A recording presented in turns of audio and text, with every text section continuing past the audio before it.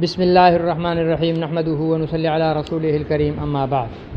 محترم سامعین کرام، تحریک ختم نبوت 1934 تا 1953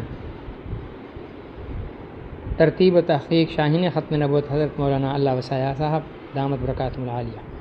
فہرست نمبر 8، قادیان میں احرار کا مدرسہ اور کارخانہ۔ مسلمانوں کے بچے مرزائی اسکولوں میں پڑھنے کے لیے مجبور تھے۔ احرار نے ایک مدرسہ کھول دیا۔ اب یہ مشکل سامنے آئی کہ کاروبار کے لیے مرزائیوں کے تعاون کی ضرورت رہتی تھی۔ یہ بڑا ٹیڑھا تھا۔ احرار کا ذہن ابتدائی منزلیں طے کر رہا تھا۔ کامیابی کے بغیر تعمیری کام کی طرف زیادہ توجہ نہیں دی جا سکتی۔ آئے دن کی پکڑ دھکڑ سے فرصت ملے تو تعمیری کام بھی ہو سکتے ہیں۔ بہرحال مجبوری سب کچھ کرا دیتی ہے۔ بالآخر بیکار مسلمان نوجوانوں کو کام پر لگانے کے لیے احرار کو دیسی کپڑے کا کارخانہ بھی جاری کرنا پڑا۔ چنانچہ ہینڈ لوم پر کپڑا تیار ہونے لگا۔ اس طرح کچھ تعمیری کام شروع ہو گیا۔ مرزا محمود نے یہ دھندا پہلے سے کر رکھا تھا۔ مرزائیوں کی آبادی بڑھی تو ان کے ہاں بھی ہینڈ لوم پر کپڑا بننے لگا، مگر کہاں غریب جماعت اور کہاں قادیان کا رجواڑا۔ ہمارا ان کا اس میدان میں مقابلہ ہی کیا تھا، تاہم احرار نے اچھی طرح پاؤں پسار لیے۔ مولانا محمد حیات چودھری صاحب مرحوم مغفور نے تبلیغی محاذ کو زیادہ مضبوط کرنے کے لیے احرار کے بہترین مناظر حضرت مولانا محمد حیات صاحب کو قادیان بھیج دیا۔ مولانا محمد حیات درویش ونش انسان بلند پایا مناظر ہیں۔ قادیانی مبلغ ان کے نام سے گھبراتے تھے۔ مولانا محمد حیات کی سادہ اور پاکیزہ زندگی قابل رشک ہے۔ انہیں دیکھ کر سلف صالحین کا زمانہ یاد آتا ہے۔ مناظروں کے علاوہ مولانا موصوف نے قادیان میں درس و تدریس کا کام بھی جاری کیا۔ ان کی زندگی بہت ہی مختصر ہے۔ کھدر کی قمیص، کرتا اور ٹوپی، سردی کا موسم آیا تو کمبل اوڑھ لیا۔ قادیان میں احرار کا مقابلہ بڑی سج دھج والی جماعت سے تھا۔ ہم نے مولانا کو مجبور کیا کہ وہ گرم کوٹ بنوا لیں۔ مولانا نے انکار کر دیا۔ تب حضرت شاہ صاحب سے کہلوایا گیا۔ مولانا نیم رضا ہوئے۔ سال کی کوششوں کے بعد مولانا محمد حیات ایک روز کوٹ میں نظر آئے، مگر مولانا اس طرح محسوس کرتے تھے کہ ان کے جسم کو پرائی امانت سے ڈھانپ رکھا ہے، یعنی اپنا کوٹ مولانا کو پرایا نظر آتا تھا۔ ایسے نیک خصال اور سادہ مزاج لوگ کہاں ملتے ہیں؟ مولانا محمد حیات بڑے بہادر اور حوصلہ مند انسان ہیں۔ وہ بارہا جیل جا چکے ہیں، مگر ان کی زبان پر قربانیوں کا تذکرہ بہت کم آتا ہے۔ بہرحال مولانا محمد حیات صاحب کی قادیان میں موجودگی سونے پہ سہاگے کا کام دے گئی۔ احرار کے دفتر میں مرزائی مناظر آ کر مات کھایا کرتے تھے، مگر ان کے دلوں پر مہریں لگ چکی تھیں، اس لیے وہ شکست کھا کر شکست کو تسلیم نہ کرتے تھے۔ مولانا محمد حیات تقسیم کے بعد قادیان سے مرزا محمود کے مجرمانہ فرار کے بعد پاکستان تشریف لائے۔ کچھ عرصہ سندھ میں زراعت کا کام کیا۔ مرزائیت نے پاکستان میں پرپردے نکالنے شروع کیے تو حضرت امیر شریعت کے حکم پر مجاہد ملت حضرت مولانا محمد علی جالندھری ان کو ملتان لائے۔ عالمی مجلس ختم نبوت کے بانی اراکین میں سے تھے۔ اس وقت نہ صرف پاکستان بلکہ پوری دنیا میں قادیانیت کے محاذ پر کام کرنے والے تمام مبلغین اس وقت نہ صرف پاکستان بلکہ پوری دنیا میں قادیانیت کے محاذ پر کام کرنے والے مبلغین و مناظرین بالواسطہ یا بلا واسطہ آپ کے شاگرد ہیں۔ مولانا لال حسین اختر مناظر اسلام کی رحلت کے بعد 6 مہینے تک عالمی مجلس ختم نبوت کے امیر مرکزیہ رہے۔ ربا میں عالمی مجلس ختم نبوت کا مرکز قائم ہوا تو فاتح قادیان سے فاتح ربا بن کر یہاں تشریف لائے۔ زندگی کے آخری لمحات تک ربا میں مرزائی قیادت کے لیے سہانے روح بنے رہے۔ تھوڑا عرصہ بیمار رہ کر شکر گڑھ کے دیہات میں اپنے بھائیوں کے ہاں انتقال فرمایا۔ ایک کامیاب مگر سستی شہرت سے کوسوں دور مرد قلندر نے پوری زندگی قادیانیت کے احتساب میں گزار دی۔ مرزا محمود کی بوکھلاہٹ۔ جیسا کہ عرض کر چکا ہوں کہ مرزا محمود بڑے کائیاں آدمی ہیں۔ وہ بھی حالات کا بغور مطالعہ کر رہے تھے۔ ان کی CID بڑی مستعد تھی۔ جھوٹی سچی رپورٹوں کی بھرمار ہوئی تو وہ سیدھے لاہور پہنچے تاکہ حکومت کو مداخلت بیجا پر ابھار سکیں۔ چنانچہ وہ حفظ ما تقدم کے طور پر سید عطا اللہ شاہ بخاری پر قادیان میں داخلے کی پابندی لگوانے میں کامیاب ہو گئے۔ احرار نے اندر اور باہر دونوں محاذوں پر جنگ شروع کر دی۔ باہر بھی جلسے ہوئے اور قادیان کے لیے الگ پروگرام بن گیا، یعنی ہر جمعہ باہر سے ایک عالم جاتا اور راستے میں ہی یعنی بٹالہ پہنچ کر پکڑا جاتا۔ اس طرح صاحبزادہ سید فیض الحسن، مولانا محمد قاسم شاہ جہان پوری، قاضی احسان احمد شجاع آبادی کے علاوہ کارکنوں نے قادیان کا رخ کیا۔ جہاں بعض اور ان کے دوسرے ساتھی گرفتار ہونے لگے۔ مرزا محمود کی تدبیر کا الٹا اثر ہوا۔ بالآخر یہ پابندی ڈھیلی پڑ گئی۔ حضرت امیر شریعت سید عطا اللہ شاہ بخاری قید ہو چکے تھے۔ مرزا محمود کا بس چلتا تو وہ انہیں جیل سے باہر آنے کا موقع ہی نہ دیتا، مگر برطانوی قوم بڑی ترکیب اور احتیاط سے چلنے والی قوم ہے۔ اس نے مرزا محمود کی کھلم کھلا امداد تو کی، مگر قانون سے آگے قدم نہیں بڑھایا۔ ضلع گرداسپور میں رد مرزائیت کی تحریک دیہاتوں تک پہنچ چکی تھی۔ قادیان سے باہر بٹالہ احرار کا مضبوط قلعہ تھا۔ میاں حاجی عبدالرحمن صاحب رہی سے بٹالہ اور ان کا خاندان احرار کی پشت پناہی پر موجود تھا۔ میں جب بھی کبھی زیادہ پریشان ہوتا یا تھک جاتا تو ایک روز کے لیے بٹالہ چلا آتا۔ حاجی صاحب کا گھر میرا ریسٹ ہاؤس تھا۔ تازہ دم ہو کر پھر دارالفساد قادیان پہنچ جاتا۔ حضرت شاہ صاحب قید سے رہا ہو کر جب امرتسر تشریف لائے تو قادیان کے لوگوں نے مجھے مجبور کیا کہ ان کی خدمت میں حاضر ہو کر قادیان تشریف لانے کی دعوت دوں۔ میرا قادیان سے اس لیے اس غرض سے آنا تھا کہ مرزا محمود قادیان اور لاہور کے ڈانڈے ملا دیے۔ پیامی پر پیامی آنے جانے لگے، حتیٰ کہ اس تک و دو کے نتیجے میں حکومت پنجاب نے حضرت شاہ صاحب پر قادیان میں داخلے پر پابندی لگا دی۔ حکم ہوا کہ قادیان مرزائیوں کا مقدس مقام ہے، یعنی مرزائیوں کا کعبہ ہے۔ 8 میل کے رقبے میں بخاری صاحب کو داخل ہونے کی ممانعت ہے۔ یہ پابندی مرزا محمود اور حکومت کا اعتراف شکست تھا۔ اس حکم سے علاقہ بھر میں اداسی چھا گئی، مگر اس کا یہ رد عمل ہوا کہ اس علاقے میں شاہ صاحب کی محبوبیت اور مرزائیت کے خلاف جذبے میں اضافہ ہو گیا۔ جب قادیان کے گرد و پیش کے آبادیوں میں مرزائیت کے خلاف بے پناہ نفرت کا جذبہ پیدا ہو گیا اور قادیان کے مسلمانوں نے مطالبہ کیا کہ وہ اس پر راضی ہیں کہ شاہ صاحب 8 میل دور کسی جگہ تشریف لے آئیں، ہم سب وہاں حاضری دے کر بخاری صاحب کے معاوضہ حسنہ سے مستفید ہوں گے۔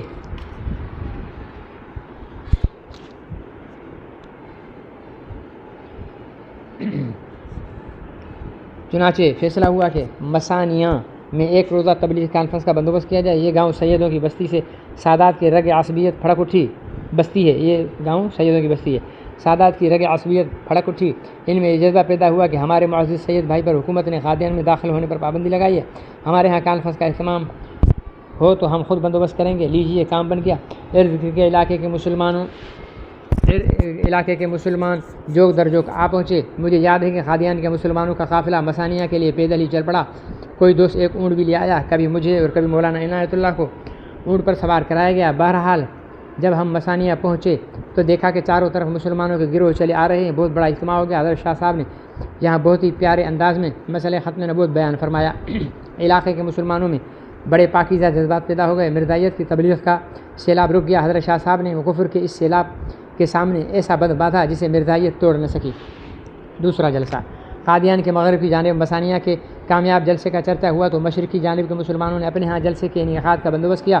حضرت شاہ صاحب کی خدمت میں التجا کی گئی وہ موضع بھامبڑی میں تشریف آوری کی منظوری دیں تاکہ علاقے بھر میں اعلان کیا جا سکے۔ منظوری کے بعد میں ایک روز کے لیے حضرت شاہ صاحب کی خدمت میں حاضر ہوا۔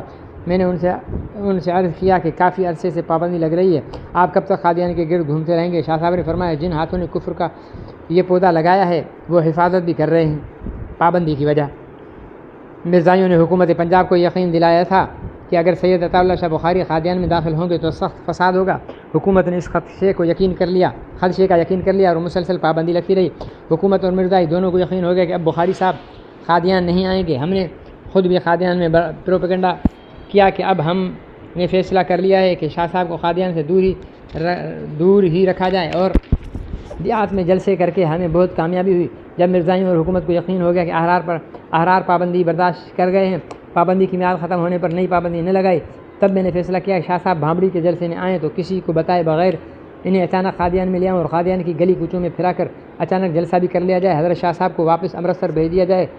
گو میرا پروگرام بڑا خطرناک تھا، مگر اس پروگرام کے بغیر مرزائیوں کے جھوٹے پروپیگنڈے کا ہمارے پاس کوئی جواب نہ تھا۔ موضع بھامبڑی میں جلسہ میں اس ارادے سے بھامبڑی پہنچ گیا۔ رات کو زبردست جلسہ ہوا۔ شاہ صاحب نے تقریر فرمائی تو مجمع جھوم گیا۔ کافی دیر تک تقریر ہوئی۔ جلسے کے بعد اسی گاؤں میں رات گزاری۔ میں نے اپنے ساتھیوں کو اپنے ارادے سے خبردار نہیں کیا۔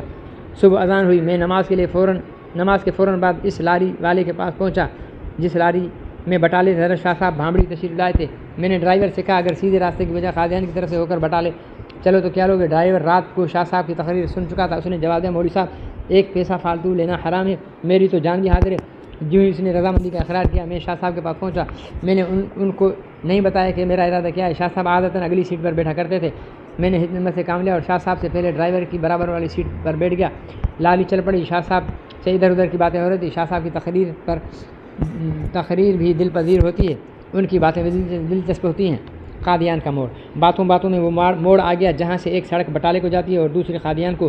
ڈرائیور نے میری طرف دیکھا، میں نے اسے اشارہ کیا کہ ہمت کرو، ہماری باتیں جاری ہیں۔ لاری نے فراٹے بھرنے شروع کیا، حتیٰ کہ ہم قادیان کے قریب پہنچ گئے۔ لاری آہستہ ہوئی کیونکہ ہم قادیان کے قریب پہنچ گئے تھے۔ جوں ہی لاری نے ریلوے لائن کراس کی، لاری ذرا اچھلی۔ شاہ صاحب فرمانے لگے، ارے ہم کہاں آ گئے، ہمارے راستے میں ایسی ریلوے لائن تو تھی نہیں۔ لاری نشیب و فراز کی جانب سے اتری تو سامنے مرزا محمود کے ماموں ڈاکٹر اسماعیل صبح کی سیر کے لیے ٹہلتے ہوئے نظر آئے۔ میں نے شاہ صاحب سے کیا، شاہ صاحب یہ ہے مرزا محمود کے ماموں، اور ادھر دیکھیے یہ ہے منارۃ المسیح۔ شاہ صاحب کا چہرہ ہمارے خوشی کے جگمگا اٹھا۔ ہماری لاری جب قادیان کی آبادی میں جا کر رکی تو مسلمانوں، ہندوؤں، سکھوں میں خوشی کی لہر دوڑ گئی۔ یہ خبر قادیان کے کونے کونے میں جنگل کی آگ کی طرف پھیل گئی۔ شاہ صاحب کو چودھری امام الدین کے گھر پر مرزائیوں کے قریب لے گئے۔ جوان، بوڑھے، عورتیں، بچے تک شاہ صاحب کی زیارت کر کے گھروں سے نکل آئے اور چودھری امام الدین کی بیٹھک کے سامنے جمع ہو گئے۔ قادیان کے مسلمانوں نے عید کی سی خوشی منائی۔ ہندو اور سکھ اور مسلمان دوڑے چلے آ رہے تھے۔ یہاں کا پروگرام بھی میرے ذہن میں تھا۔ مرزائیوں میں دو قسم کے لوگ تھے، ایک وہ جو حضرت شاہ صاحب کو کسی بہانے قریب سے دیکھنا چاہتے تھے، باقی وہ جو مرزا محمود کے خاص الخاص معتبر تھے۔ ہم نے اپنے ہجوم کو کم کیا اور لوگوں کی منت سماجت سے بیٹھک کا دروازہ خالی چھوڑنے کو کہا تاکہ مرزائی راہ گزر حضرت شاہ صاحب کی زیارت کر سکیں۔ قادیان کی پولیس چوکی کا ایک سکھ تھانے دار انچارج تھا۔ حضرت شاہ صاحب کی اچانک تشریف آوری سے تھانے دار بیچارہ گھبرا گیا، دوڑا آیا اور مجھ سے دریافت کرنے لگا، اجی ماسٹر صاحب کیا غضب کر دیا آپ حضرات نے، میں تو مارا جاؤں گا، خدا کے لیے بتاؤ کیا پروگرام ہے۔ میں نے کہا، سردار جی کیوں گھبراتے ہو، یہ تو سرے راہ چائے کا پروگرام ہے، بس یوں ہی چائے سے فارغ ہوئے حضرت شاہ صاحب اسی لاری سے بٹالے روانہ ہو جائیں گے اور کوئی بات نہیں۔ تھانے دار دوڑا مرزائیوں کے پاس پہنچا، انہیں بتایا وہ جا رہے ہیں۔ مرزا محمود مطمئن ہو گئے۔